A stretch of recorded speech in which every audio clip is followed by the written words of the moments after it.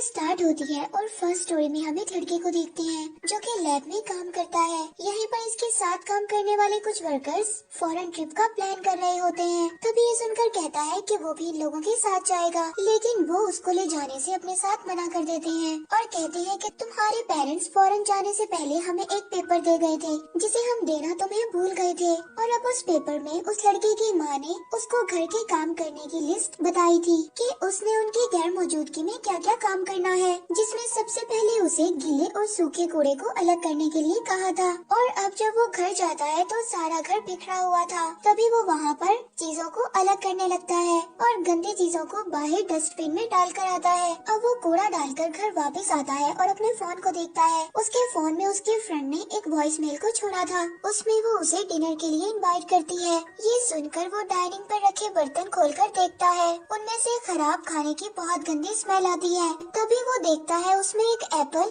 Virus से infect होकर पूरी तरह से खराब हो चुका था। उसे भी उस कवर में डालकर तैयार होकर बाद में अपनी फ्रेंड से मिलने के लिए निकल जाता है। और अब वो रास्ते में एक रिसाइकल बास्केट देखकर वहाँ पर उस कवर को डाल देता है। वहाँ पर सभी लोग गंदी चीजों को डाला करते थे, इसी वजह से उस एप्पल में कुछ रिएक्शन होने लगता है। और अब एक कंपनी वाले उस बास्केट को वहाँ से ले जाकर उन चीजों को रिसाइकल कर देते हैं और उस कचरे को गाय के खाने में बदल देते हैं। और अब वो चारा वहाँ पर एक गाय खाती है। तभी उस गाय का ऑनर उसको मार देता है और उसके गोश्त को एक होटल में बेच देता है। उसी होटल में वो लड़का और उसकी फ्रेंड खाना खा रहे थे। उनकी टेबल पर ही ग्रिल लगा होता है और वो उस खाने को बहुत ज्यादा एंजॉय कर रहे होते हैं और उस ग्रिल पर फ्रेश गोश्त पक रहा होता है।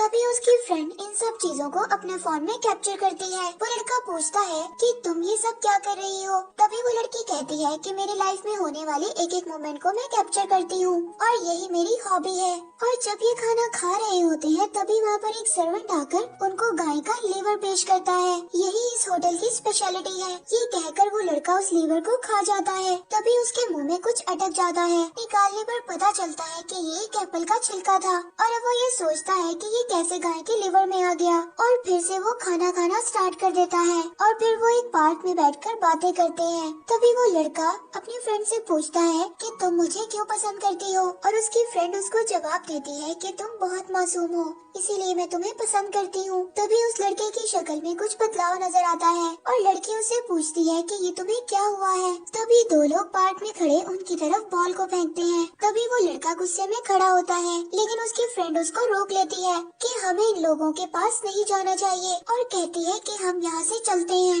लेकिन वो लड़का अपनी फ्रेंड की बात को नहीं मानता और उन दोनों लड़कों के साथ झगड़ने के लिए चला जाता है। और अब वो दोनों लड़के उसको बहुत जोर से मारते हैं, उसको गले से उठाकर नीचे फेंक देते हैं। वहीं पर उस लड़के को वॉमिट होती है और गाय का लीवर उसके मुंह से बाहर आ जाता है। तभी उसकी फ्रेंड उसको बचाने के लिए किसी को कॉल करती है और मदद मांगती है। अब उस लड़के की बॉडी में कुछ अजीब सी चेंजिंग हो रही थी और अब वो लड़का उन दोनों लड़कों को बहुत जोर से मारने लगता है। और अब उसकी फ्रेंड ये सोचती है कि क्या ये ऐसे भी कर सकता है। और अब उसके फ्रेंड को बहुत ज्यादा हैरानी हो रही थी उसको ऐसे देखते हुए और वो उसकी यहाँ पर तस्वीरें बनाती है और फिर वो वहाँ से भाग जाती है। अब ये लड़का अपने फ्रेंड को फोन करता है और इन सब चीजों के बारे में बताता है और उसका फ्रेंड उसको बार में आने का कहता है और यहीं पर सारे प्रॉब्लम्स को डिस्कस करने का कहता है। वो भी वहाँ पर जाने के लिए निकल जाता है। और अब इस पार्क से निकलने के बाद जिन दो लोगों को मारा था वो अजीब तरह से दूसरे लोगों के पास जाने लगते हैं। और अब वो लड़का लड़की सोचते हैं कि ये हम दोनों की तरफ क्यों आ रहे हैं। उनके पास आते ही ये दोनों ज़ॉम्बीज़ बनकर उन कपल को काटने लगते हैं। और दूसरी तरफ उस लड़के की फ्रेंड बस में ट्रैवल कर रही थी और उसको भी वॉमिट स्टार्ट होती है। और उसके बाद वो सभी लोग जिन्होंने उस रेस्टोरेंट का खाना खाया था उन सबको वॉमिट हो रही थी और अच्छे भले लोग एक दूसरे से बात करते हुए लड़ने लगते हैं। यहाँ पर वो लड़का आराम से चलते हुए बार के अंदर आ जाता है। यहाँ पर बहुत सारे लोग मस्ती में डांस कर रहे होते हैं और अब वो अपने फ्रेंड को सारी स्टोरी सुनाता है कि वो इस बारे में नहीं जानता कि उसको क्या हुआ है। उसके फ्रेंड ने शायद वाइन को इतनी ज्यादा ज्यादा पीली थी कि उसे उसकी बातें समझ नहीं आ रही थी। तभी वो उसको इग्नोर करता हुआ डांस करने के लिए ले जाता है। दूसरी तरफ उसकी फ्रेंड के चेहरे पर भी अजीब से निशान आने लगे थे। वो अब लड़के को कॉल करती है, लेकिन ज्यादा आवाज की वजह से वो उसकी कॉल को नहीं सुन पाता। लेकिन उससे यहाँ पर भी नहीं रह जाता। वो घर जाने की सोचता है। वो वहाँ पर परेशान होकर एक आदमी को बहुत जोर से मारने लगता है और उसे 2-3 लोग उठाकर वहाँ से बाहर फेंक देते हैं। और यहाँ पर जिसने उस रेस्टोरेंट का खाना खाया था वो सभी लोग ज़ॉम्बीज़ में बदल रहे थे। और वो लड़का भी बगैर इधर उधर देख के चलता जाता है। उसका फोन भी गिर जाता है, लेकिन वो इसको भी नोट नहीं करता और चलता जाता है। और तभी ये न्यूज टीवी में भी आ जाती है और टीवी में ब्रेकिंग न्यूज थी कि क्यों सब लोग एक ही रात में ज़ॉम्बीज़ में बदलते जा रहे हैं। और वो लड़का अब अपने घर आ जाता है और टीवी में न्यूज को सुनता है कि इस वायरस के बारे में अभी भी किसी को कुछ नहीं पता। वैक्सीन को ढूंढने से ही हम इस वायरस से बच पाएंगे। और अब वो टीवी देखते हुए बाकी चीजों को भी तोड़ने लगता है। और घर के बाहर उसके पेरेंट्स और उसकी बहन आ जाती हैं और घर की डोर बेल को बजा रही होती है, लेकिन वो लड़का दरवाजा नहीं खोल रहा था। अब उनको कुछ समझ नहीं आता। वो अपने पास रखी हुई की से डोर को खोल लेते हैं और अंदर आते हैं। अंदर घर सारा अंधेरे में था, चीजें यहाँ वहाँ बिखरी होती हैं। और अब ये सभी चीजें देखकर उसकी माँ चिल्लाती है कि मैंने तुम्हें सब कुछ एक पेपर पर लिख कर दिया था, फिर भी तुमने इस घर को कूड़ेदान में बदल दिया। और अब वो लड़का आहिस्ता से चलकर इनकी तरफ आता है। तभी ये तीनों सोचते हैं कि इसको क्या हुआ है, तो वो उनकी तरफ आकर अपने फादर को ही बाइट कर लेता है और फिर अपनी छोटी बहन को भी मार देता है। और ये सब देखकर उसकी माँ अपने आप को रेस्ट रूम में बंद कर लेती है। वो तेजी से दरवाजे को मारता है, लेकिन उसकी माँ दरवाजे को पकड़कर बैठी होती है। तभी वो बाहर के दरवाजे को खुला देखकर उसकी तरफ चला जाता है। और अब उस सिटी में सब लोग वायरस का शिकार हो गए थे और बाकी जो लोग बचे होते हैं वो एक बिल्डिंग पर चढ़कर अपने आप को गवर्नमेंट से बचाने की अपील करते हैं। और बाकी लोग सोचते हैं कि यही सही टाइम है और वो यहाँ वहाँ से चीजें उठा रहे होते हैं। गवर्नमेंट सब कुछ ट्राई करती है, लेकिन कुछ भी कंट्रोल में नहीं आ रहा था। और अब लड़का चलते हुए जाते हुए देखता है कि उसकी फ्रेंड भी ज़ॉम्बी बन गई थी और उसके सामने खड़ी थी। दोनों एक दूसरे को पहचान लेते हैं और साथ में चलते हुए उन्हें एक एप्पल नजर आता है। उसकी फ्रेंड एप्पल निकालकर उसको उसके हाथ में देती है और वो उस एप्पल को खाने लगता है। अब उसकी फ्रेंड बहुत ही प्यार से उसकी एक तस्वीर बनाती है, चाहे हम ज़ॉम्बीज क्यों ना बन जाए, लेकिन दिल का प्यार खत्म नहीं होता। और ऐसे ही यहाँ पर स्टोरी नंबर 1 खत्म हो जाती है और अब दूसरी स्टोरी स्टार्ट हो जाती है जिसका नाम है द हेवनली क्रिएचर। कहानी के स्टार्ट में हम एक लड़के को देखते हैं जो कि एक रोबोट कंपनी में काम करता है और वो एक बहुत बड़े टेम्पल में जा रहा होता है। यहाँ पर बहुत सारे लोग थे और यहीं पर एक रोबोट भी था जिसे कंपनी ने उसे चेक करने के लिए भेजा था। वो वहाँ पर इनके एक बड़े स्वामी से उस रोबोट के बारे में पूछता है और वो यहाँ पर उसको बताता है कि वो रोबोट हमारे जैसा ही बन गया है। वो सब काम खुद से करता है, इसीलिए हमें उसकी सर्विस करवाने की जरूरत नहीं है। उसके डिफेक्ट्स को ढूंढने की बजाय उसे चेक कर हमें बता कर जाए। और अब वो रोबोट वाले हॉल में पहुँचते हैं। यहाँ पर बहुत सारे लोग प्रे कर रहे थे। तभी एक छोटा बच्चा एक आदमी के सामने जाकर छुप जाता है और उनके पास बैठे रोबोट के सामने भी छुप जाता है। और अब ये लड़का सब कुछ बहुत ज्यादा हैरानी से देख रहा था। थोड़ी देर बाद वो लड़का रोबोट के पास आकर बैठता है और वो अपने साथ लाए हुए इक्विपमेंट्स निकाल कर रेडी होता है। और वहाँ पर बाकी सब लोग उसकी चेकिंग को बहुत ही हैरानी से देख रहे थे।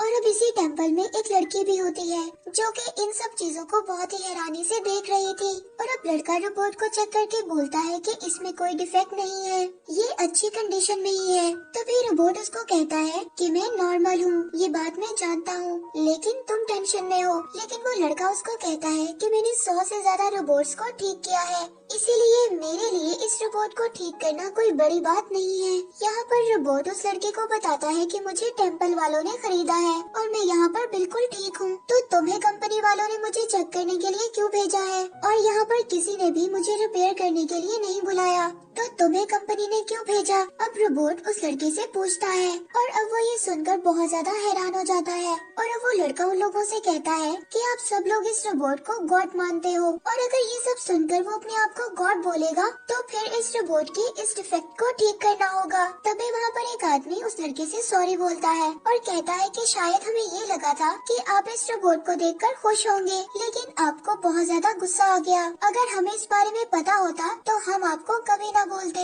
लेकिन तभी वो लड़की उस लड़के तरीके से कहती है कि आप सब समझने की कोशिश करें और एक बार फिर इस रोबोट को चेक करें। अब वो सोचता है कि शायद ये लड़की पागल है या फिर मुझे पागल कर रही है। ये सोचकर मैं बताऊंगा, ये कहकर वहाँ से चला जाता है। अगले दिन जब वो अपने घर में सो रहा था तो कोई उसके घर का दरवाजा नॉक करता है और जब वो अपने डोर के होल में से देखता है तो वहाँ पर एक लड़की खड़ी थी और उसके पास एक कार्टून बॉक्स था। अब लड़की उससे पूछती है कि तुम रोबोट्स को रिपेयर करते हो और कहती है कि मेरे पपी को कुछ प्रॉब्लम है, इसको ठीक कर दो। लेकिन ये लड़का कहता है कि ऐसे टॉय रोबोट्स को रिपेयर करने वाले और भी बहुत से हैं। मैं स्पेशल किस्म के रोबोट्स को रिपेयर करता हूँ। और वो इस लड़के से कहती है कि अब रात हो गई है और कोई भी शॉप नहीं खुली, मैं इस पपी के बगैर इतनी देर नहीं रह सकती, इसीलिए इसको फौरन ठीक कर दो। ये कहकर वो रोने लगती है। ये देखकर वो लड़का पपी को अंदर ले जाकर उसमें एक चिप को डालकर बाहर लाता है और अब वो लड़की बैठी हुई स्मोकिंग कर रही थी और अब वो उसको कहता है कि मैंने इसमें एक चिप को फिक्स कर दिया है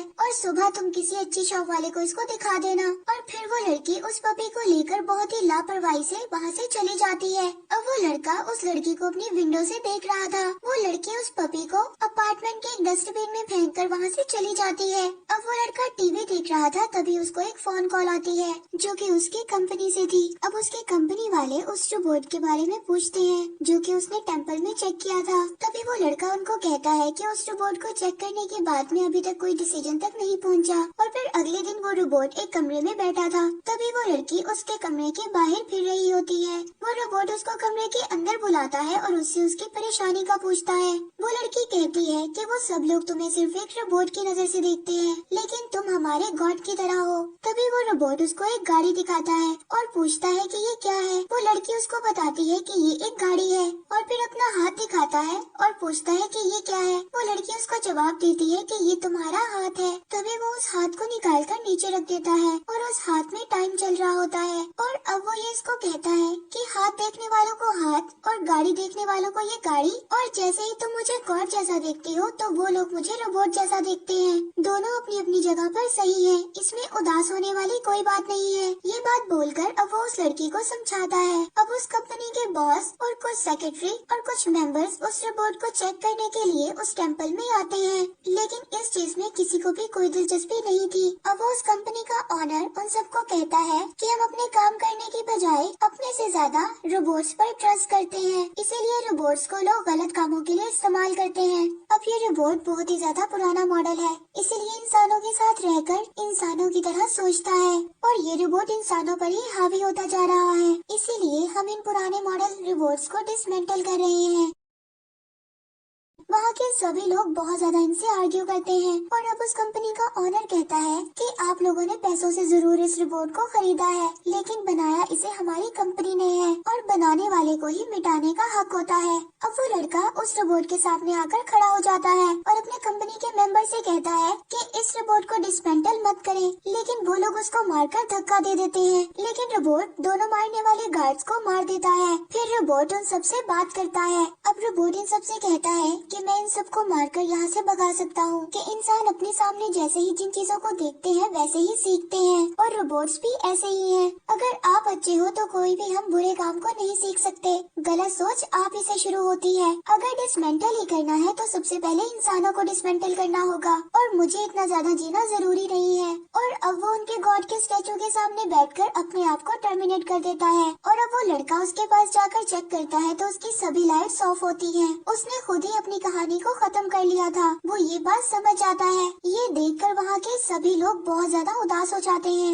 इसके बाद वो घर आता है और उसी डस्टबिन से उस पपी को निकालता है जो उस लड़की ने फेंक दिया था। अब उसके हाथ में लगे एक बड़े चिप को कट करके और वो उस पपी में लगा देता है और शायद ये भी रोबोट ही था, इंसानों की तरह लेटेस्ट दिखने वाला नया रोबोट। और उसने अब उस रोबोट से एक बात सीखी थी कि वो भी ऐसे ही लोगों की जान बचाएगा। और यहाँ पर थर्ड स्टोरी स्टार्ट होती है जिसका नाम है हैप्पी बर्थडे। इस कहानी में एक छोटी बच्ची को दिखाया गया है जो कि कुछ कंप्यूटर में ढूंढ रही होती है। तभी उसके फादर 8 बॉल पूल गेम में 8 नंबर की बॉल को ढूंढते हुए उसके पास आते हैं। उनकी आवाज सुनकर वो उस टूटी हुई बॉल को बाहर फेंक देती है और अब वो अपने फादर के ढूंढने से पहले कंप्यूटर पर ऑर्डर कर उस बॉल को मंगवाना चाहती थी। इसके बाद वो 8 नंबर की बॉल उस होल में जाकर गिर जाती है और वहाँ पर कुछ ब्लैक कलर का कनेक्ट होता है। इसके बाद न्यूज में दिखाया जाता है कि एक पोल का प्लेनेट से टकराने वाला है, जिसके बाद ये दुनिया तबाह हो जाएगी, जिसकी वजह से ये लोग सिर्फ 12 घंटे तक ही जिंदा रह सकते हैं। उस बच्चे के मॉम, डैड और मामा कुछ सामान लेकर एक सुरंग में छुप जाते हैं और उसमें टीवी कनेक्शन लगाकर न्यूज को देखते रहते हैं।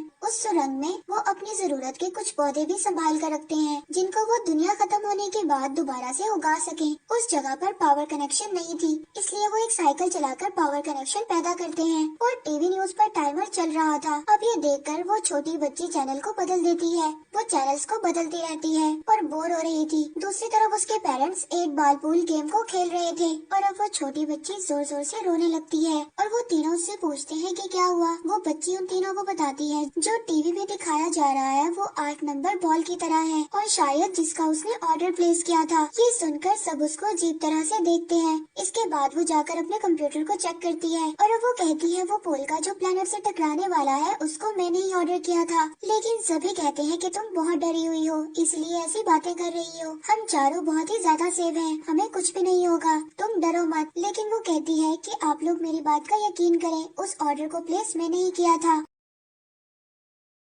अब वो बताती है कि 8 नंबर वाली बॉल मुझसे टूट गई थी और उस बॉल को मैंने फेंक दिया था, जिसके बाद मैंने ऑनलाइन उस ऑर्डर को प्लेस किया था और वो शायद कोई अजीब सी वेबसाइट थी, लेकिन उस पर 8 नंबर वाली बॉल आ रही थी और मैंने उस पर अपनी डेट ऑफ बर्थ को मेंशन कर उस ऑर्डर को प्लेस कर दिया था। वो शायद कोई एलियन की वेबसाइट है जो उस बॉल को अब भेज रहे हैं, लेकिन वो लोग उसकी बात का यकीन नहीं करते। इसके थोड़ी देर बाद वो दोबारा से टीवी देखते हैं जिसमें बताया जा रहा था कि दुनिया थोड़ी देर बाद खत्म हो जाएगी। अब वो बच्ची ये सब सुनकर बहुत रोती है और सोचती है कि शायद ये सब कुछ मेरी वजह से हो रहा है। उसको सब लोग चुप करवा रहे थे। फिर वो थोड़ी देर बाद बाहर जाकर बैठ जाती है और टाइम आहिस्ता आहिस्ता खत्म हो रहा था। तभी उसके मामा कंप्यूटर पर चेक करते हैं और उसके पेरेंट्स को बताते हैं कि वो सच बोल रही है। ऐसे ही शायद कोई एक वेबसाइट है जिसमें उसने ऑर्डर को प्लेस किया था। पहले ब्लैक बॉल इंटरनेट से कनेक्ट हुई थी और ऐसा शायद नासा ने कहा था और यही इन सब की वजह है। और अब वो बॉल प्लेनेट की तरफ आने वाली थी और वो बच्ची अंदर आकर फौरन कहती है कि अगर मैंने अपने ऑर्डर को कैंसिल कर दिया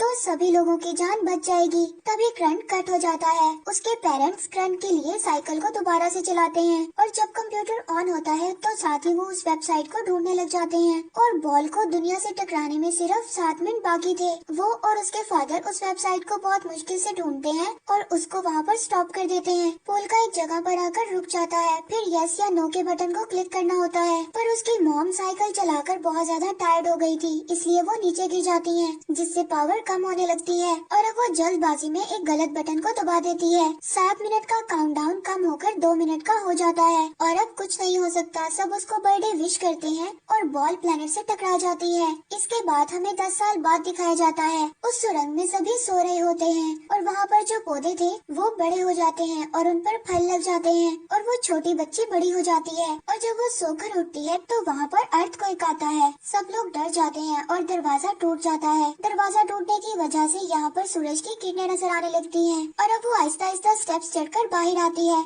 वहाँ पर उसको एक एलियन दिखाई देता है। उसके हाथ में उसकी डेट ऑफ बर्थ होती है, जिसे वो टच करती है और वो वहीं पर गायब हो जाता है। ये एलियन शायद इसको बर्थडे विश करने आया था। इसके जाने के बाद वो ये नोटिस करती है कि 10 साल बाद उसने दुनिया को देखा है और इसके बाद सभी बाहर आ जाते हैं और 10 साल बाद चारों इस दुनिया में चल रहे होते हैं और हैप्पी बर्थडे बोलकर चाहे कुछ भी हो जाए हम एक दूसरे को छोड़कर नहीं जाएंगे। यहीं पर स्टोरी एंड हो जाती है।